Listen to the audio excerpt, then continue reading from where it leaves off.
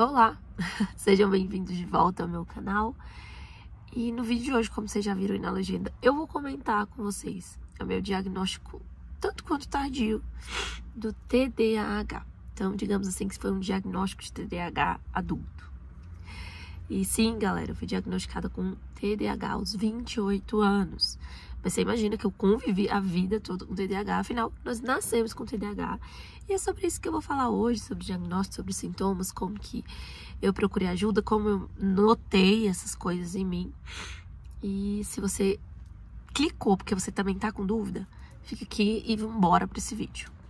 Então, né, eu até liguei a luz aqui do carro, tô gravando no carro o vídeo, porque é o tempo que dá, esse negócio de vai parar pra fazer, já é um lance aí do TDAH. Mas vou começar pelo começo, então vou trilhar aí uma linha. Como eu era quando criança, né, como eu falei, a gente nasce com TDAH, então no processo, assim, do nosso crescimento, a gente vai desenvolvendo alguns sintomas, e aí eu vou compartilhando com vocês aí essa trajetória da minha vida. E aí eu vou já listando alguns sintomas e algumas características bem claras de uma pessoa TDAH. No caso, se tem 40 sintomas, eu tenho os 40. Vamos embora lá. Eu, criança. Na escola, por exemplo, eu era uma criança extremamente voada, que não prestava muita atenção nas aulas, principalmente em matérias que eu não tivesse interesse. Em matérias que eu tinha interesse, eu conseguia, inclusive, ir bem, inclusive eu conseguia hiperfocar, mas nas matérias que eu não gostava, eu não ia muito bem. Dentro da sala de aula, eu era muito... Ao mesmo tempo que eu era voada, assim, não prestava muita atenção naquilo que não me interessava, eu acabava tirando a atenção dos meus colegas, porque eu não parava de falar. E essa é a maior característica, assim... Cara, eu falo demais, misericórdia. Quem convive comigo sabe o quanto eu falo. Eu falo muito, eu falo pelas culatras, Ai, só Jesus sabe. Eu falo demais. Então, na escola, eu sempre falei muito. Inclusive, foi um dos motivos pelo qual minha mãe teve que ir, muitas vezes, em reuniões na escola e teve reclamações por causa do meu comportamento. Eu não era aquela menina do fundão, tipo, extremamente bagunceira e tal, mas eu também não era legalzinha, sabe?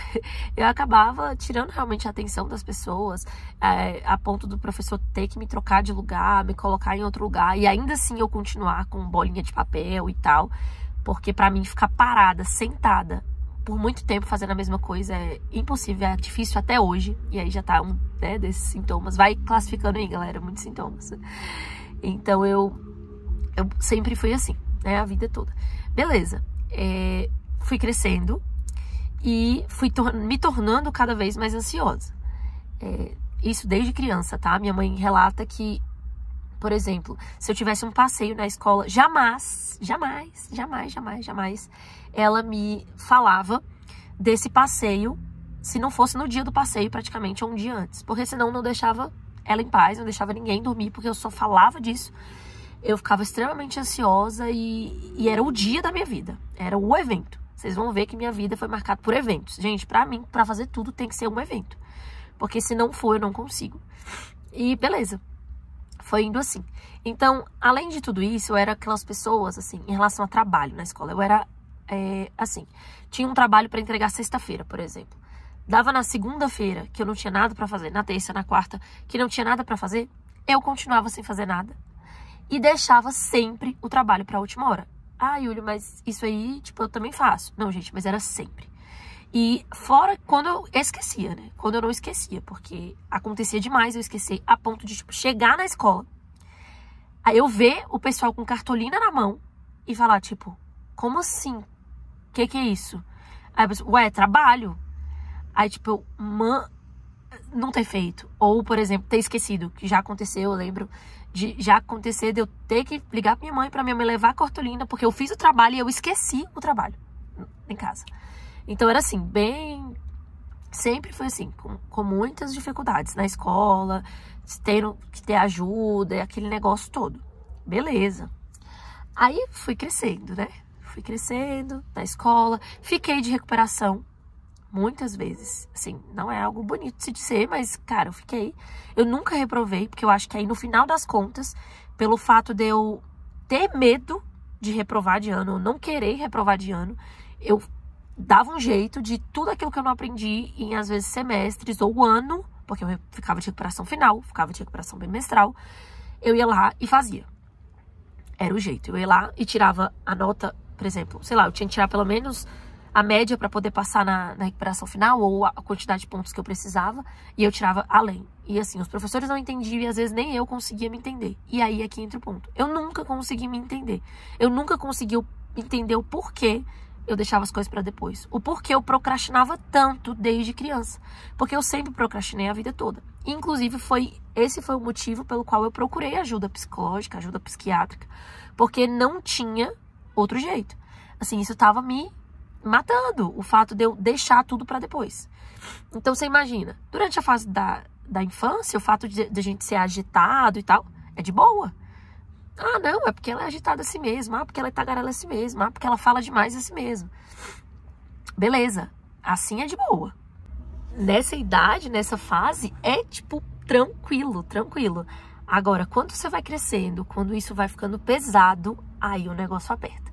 Porque, assim, qual o maior problema de se identificar um TDAH tardio, no caso, assim, na fase adulta? Graças a Deus que há diagnósticos, que hoje a medicina e a ciência evolui e as pessoas se importam. Porque você imagina, porque todo mundo fala, é moda, esse negócio de autismo ou TDAH é moda. Gente, não é moda, sabe? É sofrido, é muito doído. E é maravilhoso saber que tem pessoas e profissionais que se preocupam com esse assunto, que estudam para ajudar as pessoas a identificarem e viver melhor. Porque, na verdade, não tem uma cura. Você nasce com TDAH, né? É uma disfunção na sua parte do lobo frontal do nosso cérebro que é responsável pela produção da dopamina, da noradrenalina, que fazem a gente executar as coisas. Então, ter problema nesse lobo frontal aqui causa muitos BOs para a vida. Então, é muito difícil. E é aí que eu vou chegar. A minha adolescência, tive essas dificuldades, de fazer adolescente, assim, na escolha, por exemplo, profissional. Gente, eu não consigo entender até hoje o que eu vou fazer da vida. Eu não consigo me identificar, eu não consigo olhar pra mim e falar, cara, eu gosto disso, eu vou fazer isso. Eu não sei. Tudo bem, eu entendo que muitas pessoas passam por isso até hoje. Muitas pessoas, às vezes, não conseguem identificar. Mas é um problema mesmo. Por exemplo, eu já falei pra minha mãe, mãe, eu vou fazer moda. Aí eu inventei que eu ia fazer moda, tá? Eu gosto do assunto até hoje, tá? Mas falei que ia fazer moda. Aí eu mudei. Aí, de repente, eu falei que eu ia fazer biologia marinha. Cara, não tem nem lógica. Eu tenho um pavor de tubarão, mas eu jurava de pé junto que eu ia trabalhar na Eliana, assistir Eliana e os Segredos dos Golfinhos. Aí ela trabalhava lá no projeto, tem um projeto Tamar e tal. Jurei de pé junto que eu ia ser bióloga marinha. Minha mãe, Uli, pelo amor de Deus, em Brasília não tem nem mar. Pois eu já tinha hiperfocado, que aí tem o lance do hiperfoco do TDAH, que é rápido. É um hiperfoco bem rapidinho, senão não é aquela coisa longa e tal. Então, aquele hiperfoco, assim, fez com que eu pesquisasse, já soubesse onde tem a faculdade, pererê, ararara. Minha mãe, Yuli, como assim? Não tem lógica, não tem lógica. Aí eu foquei que eu queria isso daí. Aí depois eu, não. Aí do nada, vou fazer, quero ser empresária. Mãe, decidi, eu vou ser empresária. Então, assim, eu não firmava, né? Eu não consigo firmar um pensamento. Ao mesmo tempo que eu me considero, e eu acho que realmente é uma característica de pessoas com TDAH, me considero extremamente criativa, eu não consigo executar nada do que eu crio na minha cabeça. Então eu vivo num mundinho, eu vivo num mundo da lua. Literalmente, assim. Acho que a gente é bem conhecido como pessoas que vivem no mundo da lua. Por quê? Porque o meu fluxo de pensamento é intenso, mas as minhas atitudes não acompanham os meus pensamentos. Eu não consigo fazer. Então, atividades, gente, corriqueiras, pequenas, do dia a dia, lavar uma louça, limpar o quarto, fazer um negócio, é um evento pra mim. É um evento pra mim. Então, assim, eu via as minhas amigas limpando o quarto, por exemplo. Aí eu via e falava, gente, essas meninas limpam o quarto com uma destreza, com uma maestria, nossa. E eu lerda, pra limpar meu quarto, eu tenho que marcar um dia específico. Eu passo o dia todo só no quarto, porque é daqui que eu consigo limpar o quarto. São milhões de minutos pra eu limpar um quarto. Porque eu começo arrumando a cama, bem aleatória, e daí depois eu pulo pro guarda-roupa, tô no guarda-roupa, eu quero varrer um chão. Nada tem sequência. Coisas sequenciais pra mim é muito difícil de executar. E E é assim, eu me perco nos meus pensamentos, eu me perco no que eu vou fazer. Então, eu acabo perdendo objetos, né? Então, assim, eu nunca sei aonde meu celular tá. Pronto, isso aí é um fato. Nunca sei aonde eu coloco meu celular. Glória a Deus, que Deus vai na frente, abrindo o caminho, quebrando as correntes, tirando os espinhos e não deixa eu perder meu celular. Porque toda hora eu não sei onde eu enfiei meu celular e coisas do dia a dia. Não é porque eu tenho uma memória ruim. Porque eu consigo me lembrar de coisas de muito tempo, de conversas, de detalhes. A questão é que eu tô fazendo uma atividade e eu não consigo executar só aquela atividade. Então, por exemplo, pra eu, sei lá, tô com meu celular na mão e tô pensando em 1 milhão de coisas ao mesmo tempo na minha cabeça, inventando, tô no mundo da lua. Coloco meu celular em algum lugar, automaticamente eu não prestei atenção onde meu celular tava no mundo da lua. Lógico que eu não vou lembrar onde meu celular estava. Mas é assim que funciona. É assim todos os dias. Não é uma coisa simples. É todos os dias. Para trabalhar, por exemplo, para sair para trabalhar é uma luta. Porque toda vez que eu entro no carro, eu lembro, ou meu esposo me lembra que, Yuri, tu pegou tal coisa? Não peguei. Volta para fazer isso. Volta para fazer aquilo. Sempre foi assim. E essas coisas começaram a me incomodar muito.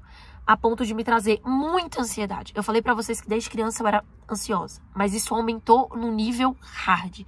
Chegou em 2021 ser o pior ano da minha vida, assim, do que eu lembro no pior ano da minha vida em relação aos meus sentimentos, porque eu estava extremamente perdida, extremamente confusa, frustrada, triste, cheia de pensamentos, cheia de ideia, nada de executar. Não conseguia, gente. É como se eu me sentisse amarrada e impossibilitada de fazer alguma coisa. E o que impossibilita é essa dopamina que pinga no nosso cérebro, porque ela só pinga, ela não produz como as outras pessoas produzem normalmente, que fazem as pessoas terem a atitude de executar. A dopamina é responsável por essa atitude.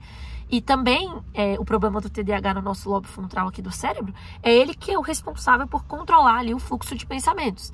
É o maestro, né? Então, eu tenho um problema no meu maestro. Então, eu penso em muita coisa ao mesmo tempo. As pessoas não conseguem acompanhar o meu jeito acelerado, o meu discurso, que não é só rápido, é um fluxo de pensamento, eu não fecho raciocínios, é extremamente agitado. Então, gente, se vocês já estão se identificando, procurem ajuda, porque isso me causou sérios problemas.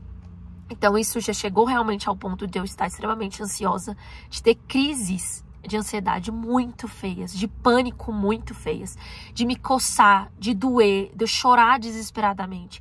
O meu esposo, coitado, casou comigo sem saber, Jesus.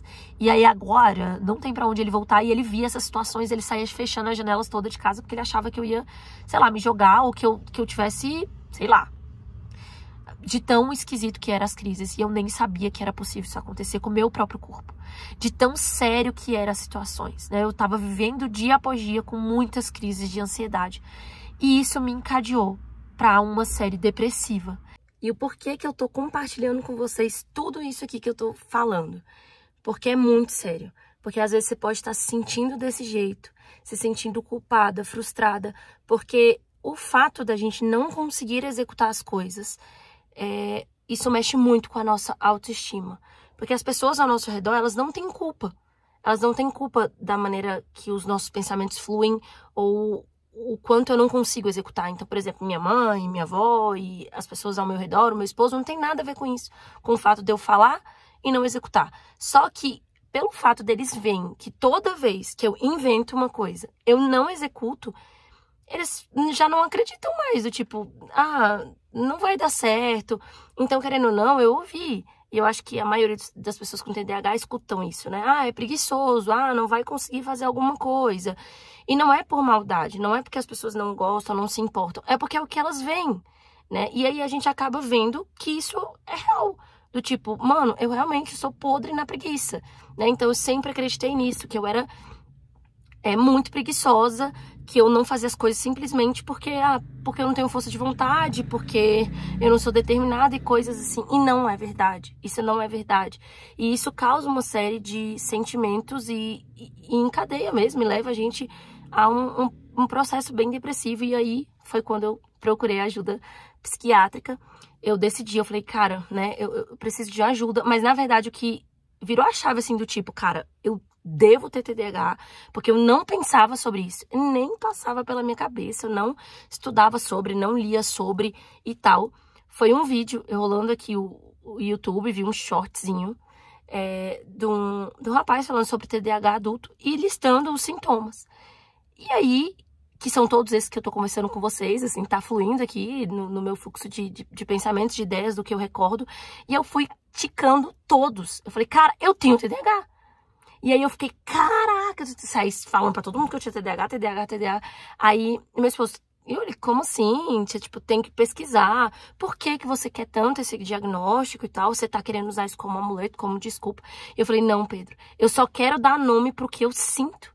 Porque eu não consigo descrever o porquê eu não consigo agir, o porquê que eu não consigo fazer, o porquê que eu não consigo executar. Se eu tenho vontade, mas isso me amarra e isso me impede. Beleza, procurei um psiquiatra. Eu procurei ajuda psiquiátrica. E aí, eu já cheguei no psiquiatra assim. Doutor, eu quero saber se eu tenho TDAH. Aí ele, tá, como assim? Por quê? Por quê? Quais são os sintomas? O que você sente? Aí eu listei tudo isso que a gente tava falando, nessa agilidade, nessa aceleração, nessa loucura toda. Aí ele ficou me olhando assim com a cara. Tá. E eu falei, tá, doutor, e aí eu tenho TDAH? Ele, olha, não tem como a gente fechar um diagnóstico assim na primeira consulta, porque eu achava que eu ia sair de lá com o resultado. Aí ele, ó, eu tenho que te passar uns exames e tal. Aí ele me passou um exame que chama P300, que a gente faz com o fonoaudiólogo. E aí eu saí de lá falando, doutor, pelo amor de Deus, fala isso, eu tenho chances. Aí ele, não, você tem grandes chances de ter TDAH. E eu já saí falando, cara, eu tenho TDAH. Aí meu esposo, amor, você tá amarrado nisso. É como se você realmente quisesse ter TDAH. E eu falei assim, Pedro, não é que eu quero ter TDAH. Como eu falei, né, eu quero me entender. Eu preciso, porque eu tenho levado muita culpa, muita dor, muita angústia. E, gente, eu tô falando aqui, mas, sério, é muito doído. Só eu que sinto, não sei, é muito doído. E aí eu fui fazer esse exame. E esse exame é pra foco, tá? Aí você imagina, fui fazer o exame de foco. Falei, não, com certeza esse negócio vai dar errado. Porque, mano, eu não consigo focar em uma coisa só. Se várias pessoas estiverem conversando ao meu redor, eu presto atenção em tudo ao mesmo tempo. É uma aceleração absurda de pensamentos. Aí eu fui fazer o exame. Fiz o exame. Aí eu, tá, beleza. Aí quando ela finalizou, eu falei, e aí? Ela, perfeito o seu exame, lindo, maravilhoso. Eu falei, moça, você tem certeza, moça, do que você tá falando? Aí ela, tenho. Falei, não, moça, né? Falei, tá, não.